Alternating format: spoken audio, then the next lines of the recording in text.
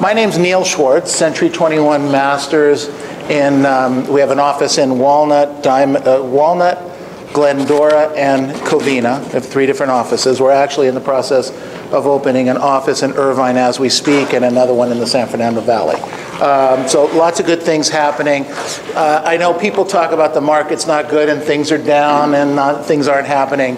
We don't see it that way, and hopefully after we talk here for the next however number of minutes, that you guys will get a good feeling of what's going on and maybe pick up a couple of really good ideas that might help you really supercharge the fourth quarter, and more importantly, set it up so you have a great first quarter in this business. Because typically, January, February, and March in real estate, for the typical real estate agent, isn't so terrific. And what we want to do is we want to fix that. We want to focus on the last 3 months of 2011 and really, really have an amazing first quarter. But before I do that, I wanted to ask you guys a question.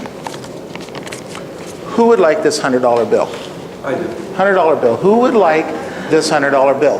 Who really wants to have this $100 bill? Who wants to have the 100? Who wants it? Who wants it? Who wants it? Oh. He got it. All right, good man. Good job. Good job. Good job. Good job. You were too high up. I'm sorry. I made you jump for it. I like that. So,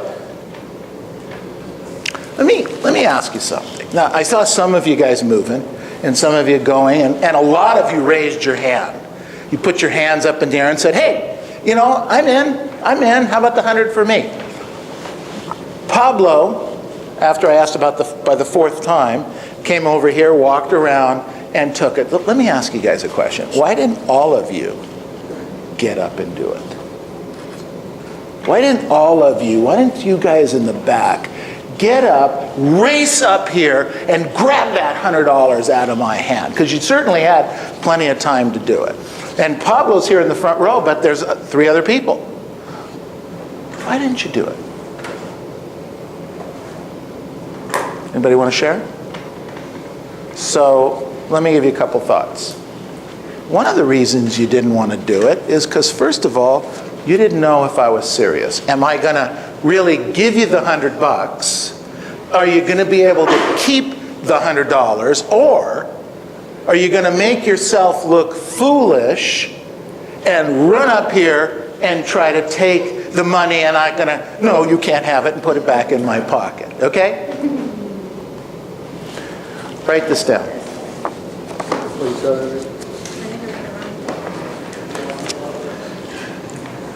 The very first thing you have to do, starting now, to ensure a great fourth quarter and a fabulous first quarter is, number 1, take action. Write that down. Take action. Raising your hand isn't enough. Saying I want the business isn't enough. You've got to go out and you've got to take action to get it. Okay, I agree, you have to have a plan along the way, and hopefully when we're done in our time together this morning, we'll have some kind of a plan. But you've got to take action. The difference I wrote down here, the difference between great real estate agents and good real estate agents. Great real estate agents and good real estate agents are the great ones take action. And they take, write this down, massive action. That's the difference between great agents and good real estate agents. I wrote down here, nothing happens in this world without someone taking action. Okay, you say to me, well, I raised my hand. Wasn't that good enough? You tell me. No. Wasn't, was it? No. Okay. Well, I raised my hand and I started to move. Was that good enough? No. You have to get up. You have to get out of your seat. You've got to get out of your comfort zone. You've got to put yourself in a situation that might be uncomfortable and maybe look foolish, maybe, to get the money. That's what we need to learn here today. I wrote down here, take action or accept the results. Take action or accept the results. You know, one of the things I say to agents that come to me all the time and say, how do I get to the next level? What am I going to do? My bills aren't paid. My car needs a battery. Christmas is coming, and I don't have things for my family. I can't even think about the fourth quarter because I got to worry about what I can't do right now in October and November. I can't even think about January and February. Write this down. You are where you are because it's okay with you. You are where you are right now because it is okay with you. Because believe me, if it wasn't okay with you, you would say, that's it, I'm out of here. I need to do this. I need to make it happen. I need to go see the contacts. I need to go see the people. I need to knock on those doors. I need to call back those clients from open house this weekend. You are where you are because it's okay with you. Most people who fail to achieve what they want fail for the lack of action. If you're failing or you're not hitting your goals, it's because you're not taking enough massive action. Okay, let's write down the second thought. Maybe the first one wasn't so good. I don't want to hear that one. So let's write down the second thought, persistence. Write down the word persistence. One of the most important principles of success is persistence. It's the art of not taking no for an answer when yes is still possible with a qualified client. Persistence is the art of not taking no for an answer when yes is still possible with a qualified client. You can write these numbers down. 44% of all salespeople quit trying after the first call. 44%, Harvard study. 44%. 24% quit after the second call. So 44 after the first call, 24 after the second call. 14% quit after the third call.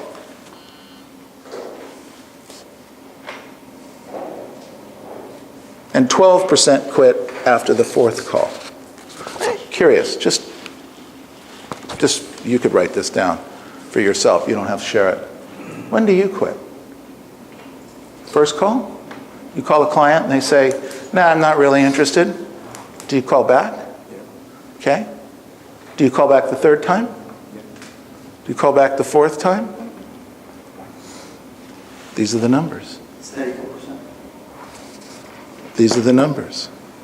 94% of all salespeople quit after the fourth call. Yet, 60% of all transactions are done on the fifth call and beyond. 60%, a little over half of all the deals are being done. So you call the for sale by owner once, yeah, and you call them twice, okay, but then you give up. Let me share something with you just in terms of for sale by owners. Most real estate agents won't go see for sale by owners at all, number one. Number two, the ones that go see it knock on the door one time or call one time. If you call 3 times or 4 times, because it usually takes about 5 to get a for sale by owner to set an appointment with you, to start building some rapport with that for sale by owner. In most marketplaces, there's 2 or 3 agents that are great for sale by owner agents. And those agents are all by themselves, those 2 or 3 agents, on the 5th, 6th, and 7th call. Because all the other agents fell by the wayside on the 1st, 2nd, 3rd, and 4th call. You want to be different? You want to make it, take action, and call with persistence. I wrote down here, you may have the ability. So let's say you did do the practicing, the drilling, the rehearsing. Let's say you knew what to say and even how to say it. But if you don't go to the door, if you don't pick up the phone continuously 2, 3, 4, 5 times, you won't get the business. I wrote down here, you have to have tenacity. You have to ask, ask, ask, ask, ask, ask, ask. Have to ask. You have to ask for the order. That's part of taking action. That's part of the persistence. I wrote this question down. Think about this. How many deals have you lost in your careers from over following up? How many deals? Have you lost any from over following up? Have you? Okay. Have you lost any deals from over following up? In the back? No? Never lost. Okay, so most everybody here has never lost a deal from over following up. Let me ask the question another way. How many deals have you lost from not following up enough? Interesting, huh?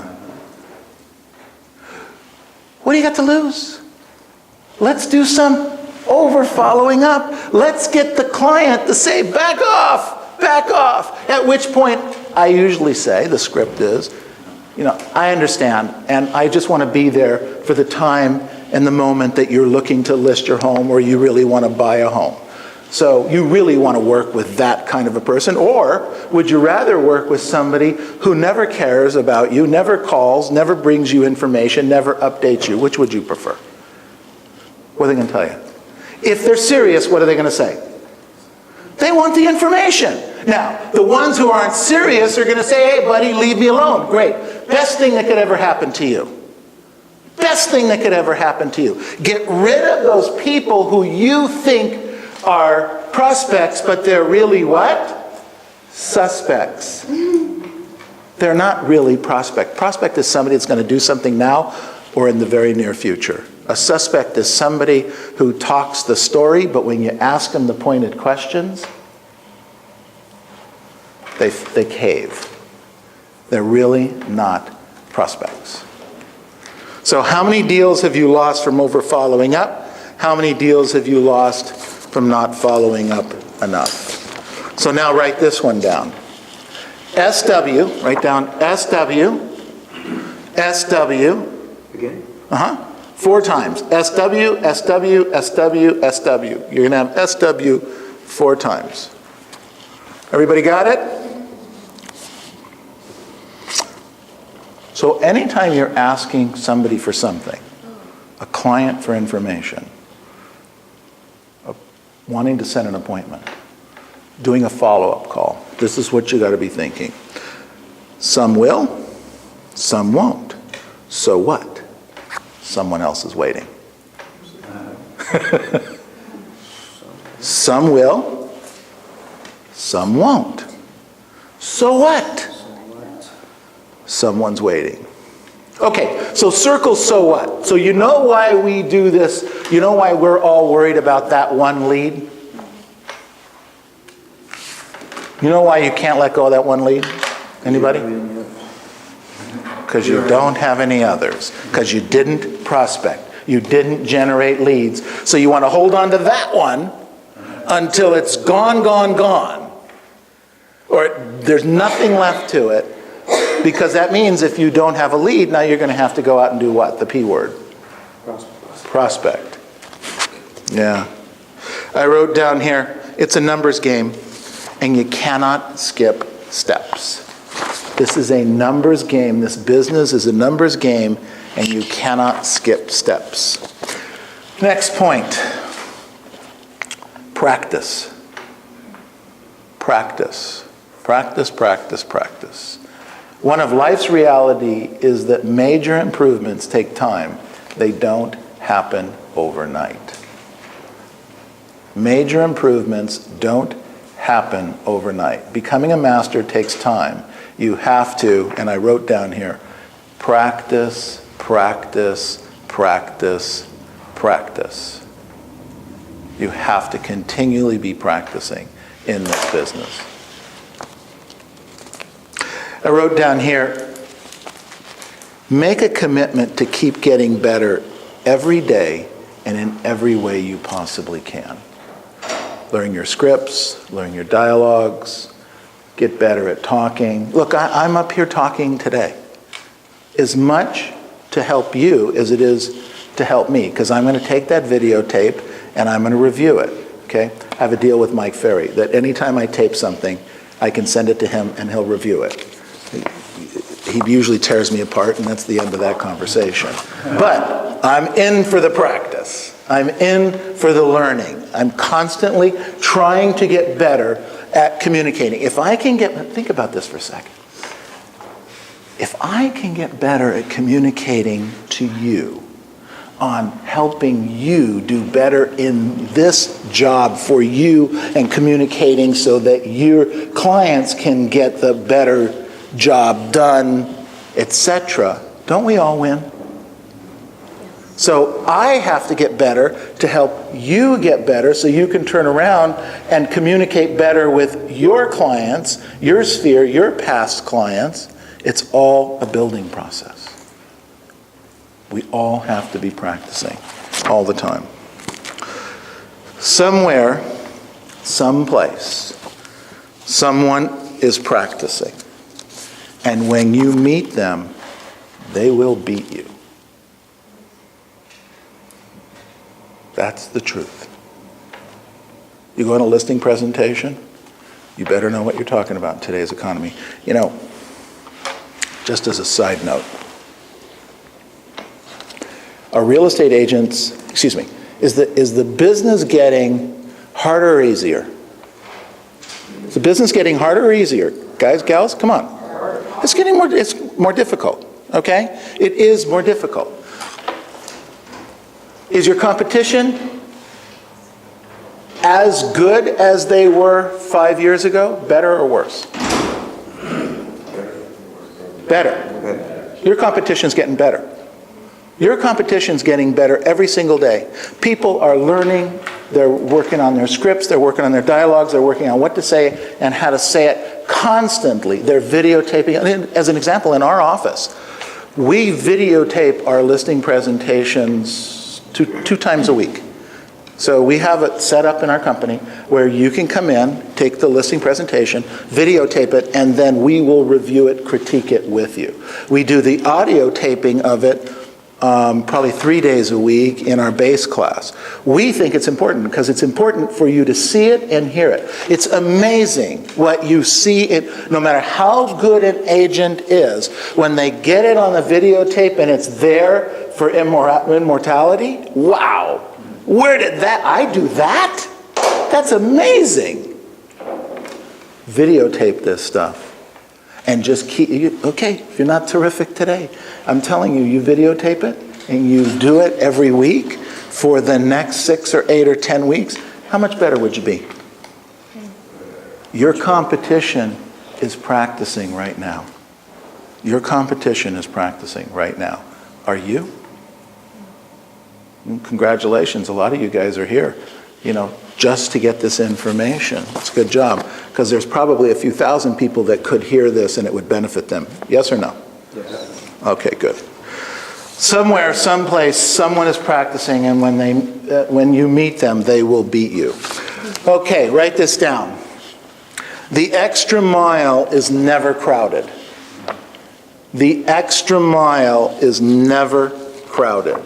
Never crowded on the extra mile. To be a great salesperson, we must set ourselves apart from our competitors. We must be going the extra mile. Now, in our business, it's kind of interesting. Yeah, but Neil, I don't have a lot of money to do color brochures and, to do these video montages on these expensive listings. And I don't have that. Okay. But let me tell you something you do have that sets you apart from your competitors for nothing right now. How about this? When you tell a client you're going to be there at a certain time, show up at that time. Be on time as a real estate agent. There's a concept. I'm telling you, write that down. Most real estate agents are never on time. Never, never, and I don't understand it. I don't know what it is. They're never in time. Okay? On time should be 15 minutes early. That's on time. Okay? I was here this morning for a 9:30 event at 8:30, standing outside. I didn't even know the board office didn't open. Okay? Because I want to be here, I want to be prepared, I want to be ready to go to be able to present. You're coming to give me your time. I want to be here, ready to go, on time, doing it. So, want to set yourself apart? Show up on time. Number 2, have a solid handshake. Have a solid handshake. You know, I see some laughs back there. You know, these I don't know, what do they call them? Like you grab a fish, you know, a dead fish. Come on, guys and gals. If you don't know how to shake hands, learn it. Come see me, I'll help you, okay? You know, but a handshake. Show up on time, handshake. You told a client you were going to call them back at 4 o'clock the next day with the information. How many times does that not happen? We all have leads in our pockets and in our purses and on our sun visors of people we said that we would get back to, but we didn't. You want to set yourself apart from real estate agents? Be a person who does what they say they're going to do. So write this down. Under promise,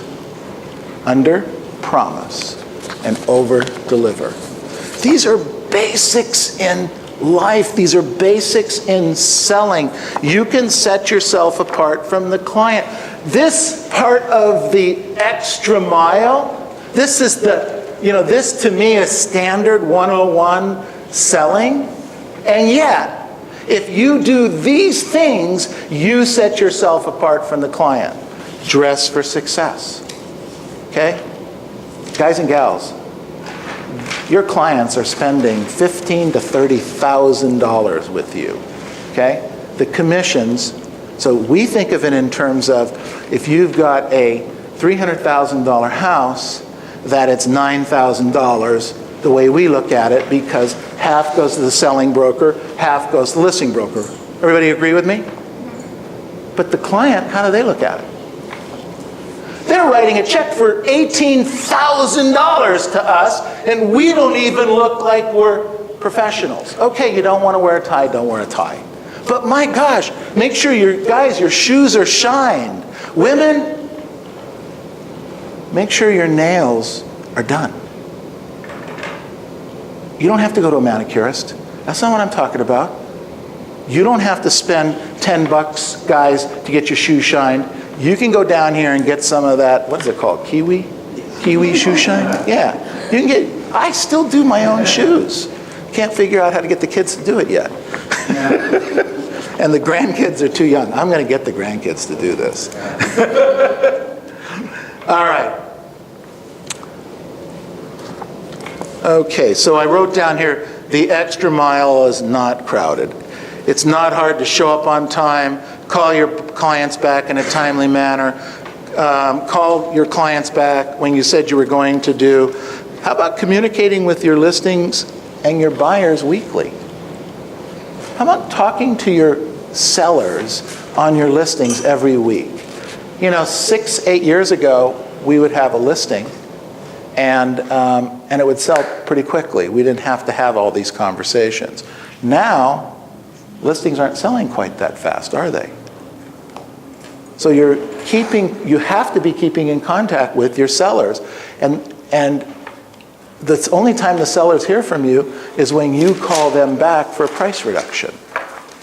You're running yourself into the ground. You need to be constantly, you want to set yourself apart. Make sure that you're in communication with your sellers every week. So the question comes up with, so Neil,